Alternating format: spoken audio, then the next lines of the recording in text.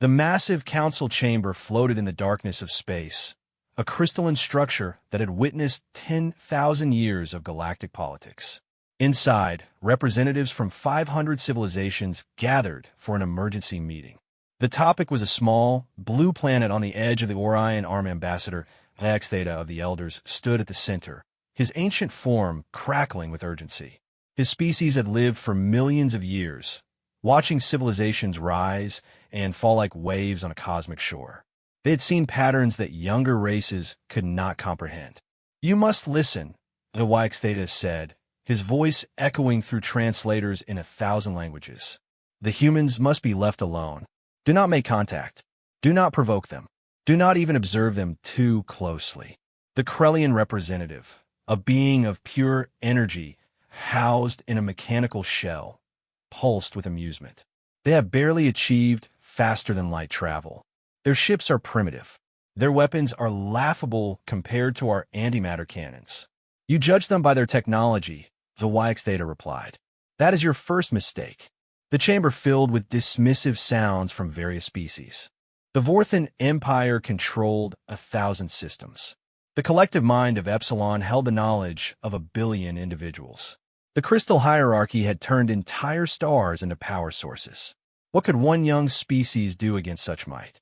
"Tell us, Elder," sneered Commander Grax of the Vorthan military. "What makes these humans so special? They fight among themselves. They pollute their own world. They can barely unite their own planet, let alone threaten the galaxy." ZYX Theta's form darkened. "We have observed them for 10,000 years. We have seen what others have not. When humans face extinction, they do not accept it.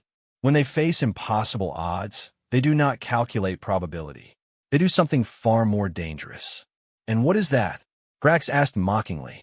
"They refuse to lose." The chamber erupted in laughter. Species that had conquered nebulas and tamed black holes found the idea absurd. Refusal meant nothing against superior firepower. "You want examples?" ZYX Theta continued, undeterred. On their own world, a human named Shackleton led 27 others across frozen wastes when their ship was crushed. By every calculation, they should have died. They all survived. Why? Because the humans simply decided they would not die that day. "Luck," someone called out. A human pilot named Sullenberger had both engines fail over a populated area. Every simulation said landing was impossible. He landed the aircraft on a river. Everyone survived. Why? Because he decided there had to be a way. Skill, nothing more. During their second global conflict, a city called Stalingrad was surrounded, starved, and bombarded for months. Military science said surrender was the only option. The humans ate leather and sawdust. They fought in sewers. They refused to give up a single building without making the enemy pay in blood. They won. The laughter had stopped, but skepticism remained. "Primitive conflicts," the crystal hierarchy representative chimed. "Irrelevant to modern warfare." ZYX Theta's patience was wearing thin. "You still don't understand. It's not about their weapons or their ships. It's about what drives them.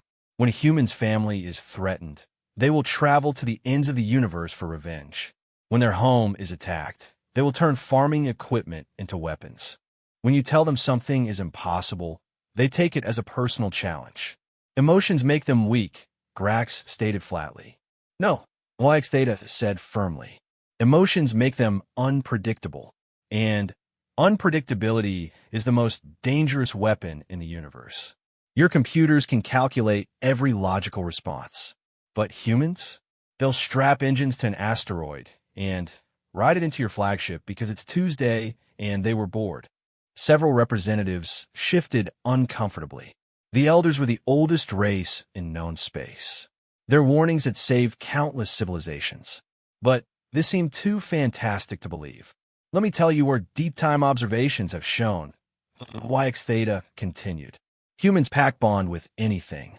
Their own kind, other species, even inanimate objects. They once spent millions of credits to rescue a mechanical rover on Mars.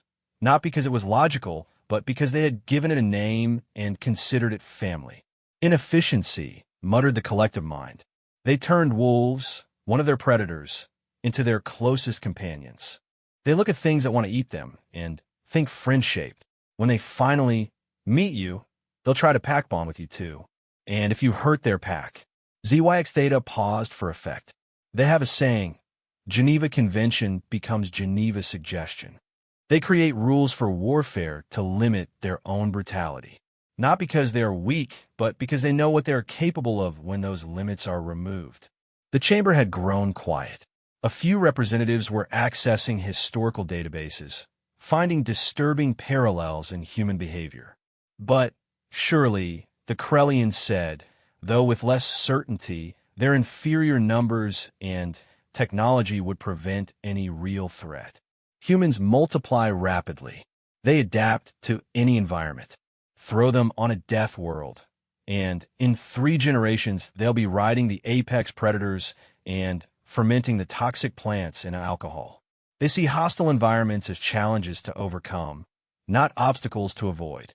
Even so, they reverse engineer everything. ZYX Theta cut him off. Give them a glimpse of your technology, and within a decade, they'll have improved it. They'll duct tape components together in ways that violate 6 laws of physics, and somehow make it work better than the original. Their engineers have a motto. If it's stupid, but it works, it's not stupid. Commander Grax stood, his 4 arms crossed in defiance. The Vorthan Empire has never retreated from anyone. We will not start with some backwater species that hasn't even left their stellar neighborhood.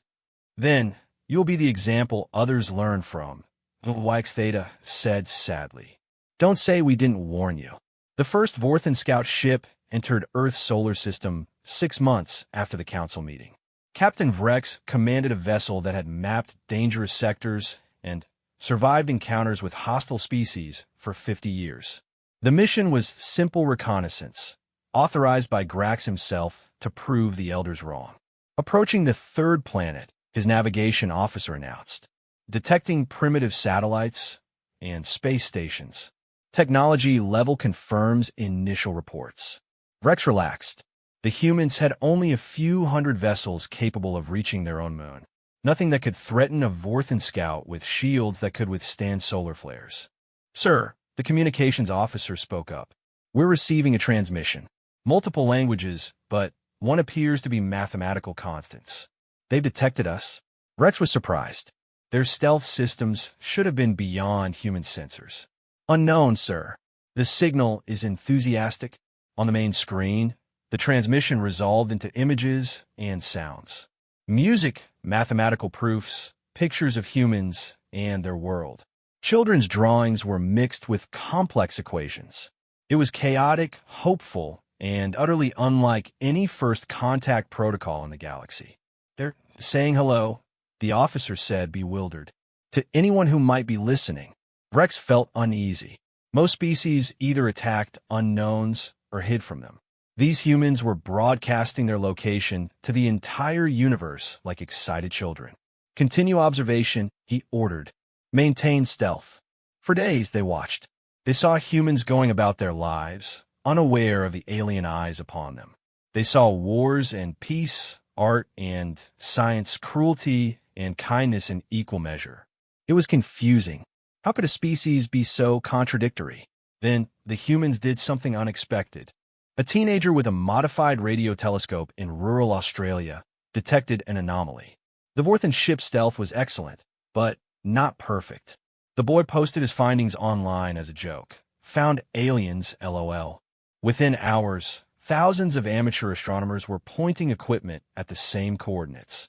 The scientific community initially dismissed it, but the data was consistent. Something was there. Sir, the tactical officer said nervously. They're triangulating our position using civilian equipment. That shouldn't be possible. Rex watched in fascination as humans collaborated across their primitive networks. A grandmother in Japan noticed a pattern. An engineer in Germany wrote an algorithm. A child in Nigeria suggested checking an unusual frequency. Together, they were solving a puzzle that should have been beyond them. Prepare to leave, Vrex ordered. But it was too late. The humans had done something insane. Instead of alerting their military, they had crowdfunded a mission. Within days, they had repurposed a telecommunications satellite, strapped an experimental engine to it, and launched it toward the anomaly. "They're sending a probe," the science officer reported. It's carrying music and food." The probe was indeed carrying a playlist of Earth songs and what appeared to be frozen pizza. The humans had decided that if aliens were watching, they should be welcomed properly. "Sir, the probe is transmitting on multiple spectrums. If we move now, every telescope on the planet will see us." Rex was trapped. Moving would reveal them completely. Staying meant the probe would reach them. He thought of Grax's dismissive words and Zewak Theta's warnings. "Power down weapons," he ordered. "If they reach us, we'll accept their gift." His crew looked at him in shock. No Vorthan vessel had ever shown such weakness. But Vrex was beginning to understand what the elders meant. It wasn't weakness. It was something else entirely. The humans weren't trying to fight or flee. They were trying to be friends. The probe arrived playing something called Bohemian Rhapsody and offering pizza to beings that might not even eat solid food. It was illogical, possibly insane, and somehow exactly what Vrex had not expected. "Sir," the communications officer said quietly, "the entire planet is watching. They're celebrating. They think they've made first contact." And that's when Vrex truly understood the danger. The humans weren't just unafraid of the unknown. They were excited by it. They saw a mysterious alien vessel, and their first instinct was to share their music and food. What kind of species reacted to potential danger with joy? "Send a message to command," Vrex said quietly. "Tell them the elders were right. But also tell them it might already be too late. Because down on Earth, humans were already planning. Not for war, but for something far more dangerous. They were planning to be friends with the universe. And the universe had no idea what it was in for." News of first contact spread across Earth like wildfire. Within hours of the Vorthan scouts' response, a simple acknowledgement of the pizza and music offering, humanity transformed. Old conflicts suddenly seemed petty. Border disputes were put on hold. 3 nations that had been on the brink of war signed peace treaties within a week because there were aliens to meet, and arguing seemed like a waste of time. Admiral Sarah Chun watched the chaos from the International Space Coalition headquarters. 30 years of military service had taught her to prepare for threats. But how did you prepare for your entire species collectively deciding to throw a welcome party for the galaxy?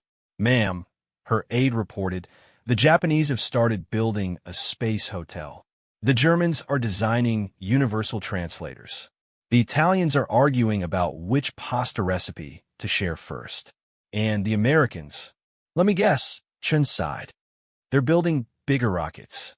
Actually, they're crowdsourcing a mixtape. Apparently, the first one didn't have enough variety." Chun rubbed her temples. The Vorthan ship had retreated beyond the moon, but remained in the system. They seemed as confused by humanity's reaction as humanity was excited by their presence. "What's the status on the Friendship Initiative?" she asked. The aide pulled up holographic displays. 17 countries have contributed. We've got linguists working on universal greeting protocols. Biologists are preparing care packages for different possible atmospheres. And someone from Reddit figured out how to modify our communications to be less aggressive. Reddit. Apparently, user AlienBro42 noticed our signals were in frequency ranges that might sound threatening to silicon-based life forms. "We're adjusting." Chin couldn't help but smile. Humanity's greatest strength had always been its ability to crowdsource solutions. Give them a problem, and someone somewhere would obsess over it until it was solved. Meanwhile, on the Vorthan scout ship, Captain Vrex was having the worst day of his career. His crew was in near mutiny, not because of danger, but because of confusion. "They sent us more food," his science officer reported. "Samples from every culture on their planet. Also something called cat videos with a note saying these are important for morale." Vrex watched a human infant try to eat its own foot while a small predator, a cat, patted the baby's head. He felt his hardened military composure crack slightly. The video was oddly soothing. "Sir, we've received new orders from command," the communications officer interrupted. "Commander Grax wants us to test their defenses." were to provoke a military response. Vrex stared at the message. Below them, humans were building welcome centers and arguing about what music best represented their species. Children were drawing pictures of hoped-for alien friends. Scientists were working without sleep to find ways to communicate better. "Sir," the weapons officer asked, "should I prepare a warning shot?" Vrex thought of ZYX Theta's words. He thought of the pizza still sitting in their analysis chamber. He thought of billions of humans looking up at the stars with hope instead of fear. "No," he said quietly. "Send a message to Earth. Tell them we need to leave temporarily, but we'll be back. Tell them to keep sending their music." "Sir, that directly contradicts—" "I know what it contradicts," Vrex snapped. Then, more softly, include instructions for basic shield harmonics. If they're going to be traveling space, they should at least have decent protection. His crew stared at him. Sharing technology was forbidden. It could mean court-martial or worse. "The humans are coming whether we help them or not," Vrex explained. "Look at their history. They went from first flight to moon landing in 66 years. They turned splitting atoms from a weapon into a power source. They'll reach the stars, and when they do—" He paused, looking at the cat videos still playing. "When they do, I'd rather they remember us as the ones who shared shields, not the ones who fired first." The message was sent before command could countermand it. Earth received the shield harmonics with the same joy they'd received everything else. Within days, human scientists had not only understood the technology but started improving it. "They're using it for medical applications," the science officer reported, amazed. "Something about keeping premature babies safer. They took defensive military technology and turned it into pediatric care." Commander Grax's rage, when it came, was transmitted across half the galaxy. He accused Vrex of treason, contamination of a primitive species, and violation of 17 protocols. He ordered the immediate destruction of the human ship that was already being built using the gifted technology. But it was too late, because humans had done what humans do. They'd taken an idea and run with it in directions no one expected. The shield technology led to breakthrough in materials science. The materials breakthrough led to better life support. Better life support meant longer space flights. Longer flights meant humans could go further. And they were going, not in a massive military fleet, but in hundreds of small ships. Families who wanted to see the universe. Scientists eager to learn. Artists looking for inspiration. Traders hoping to sell coffee to aliens who'd never tasted it. Each ship carried the same message. "Hi, we're from Earth. Want to be friends?" The galaxy had expected conquerors or cowards. They hadn't prepared for tourists. On the renamed Starship Pizza Delivery, Captain Maria Santos led the first human deep space mission. Their goal was simple: retrace the Vorthan Scouts' path and properly thank them for the shield technology. "Captain," her navigation officer called out, "we're detecting multiple vessels ahead. Configuration suggests a Vorthan battle group."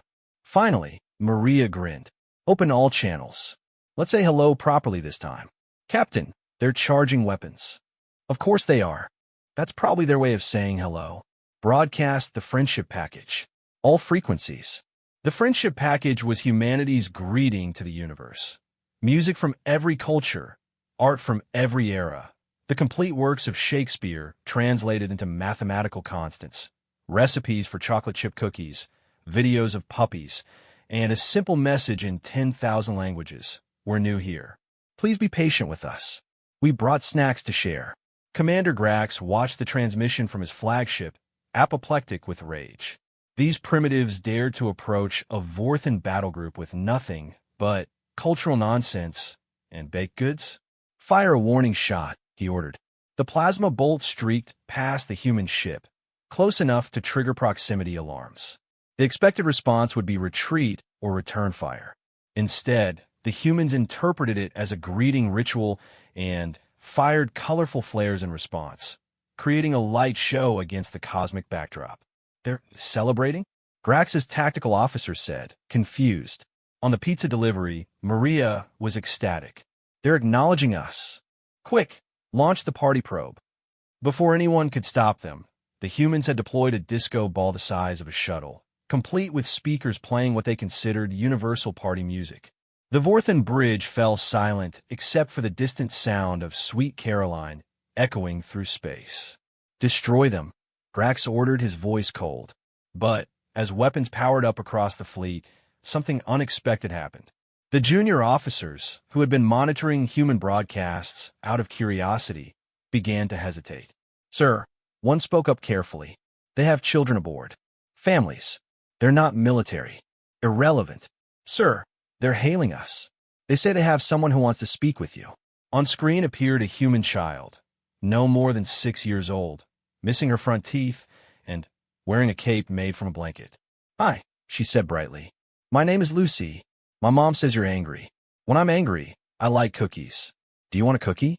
We have lots." Behind her, the girl's parents waved nervously, clearly hoping their daughter's diplomatic approach would work. Grax stared at the child. In Vorthen culture, children were kept safe in creches until they were old enough to train. The idea of bringing them on a dangerous mission was insane.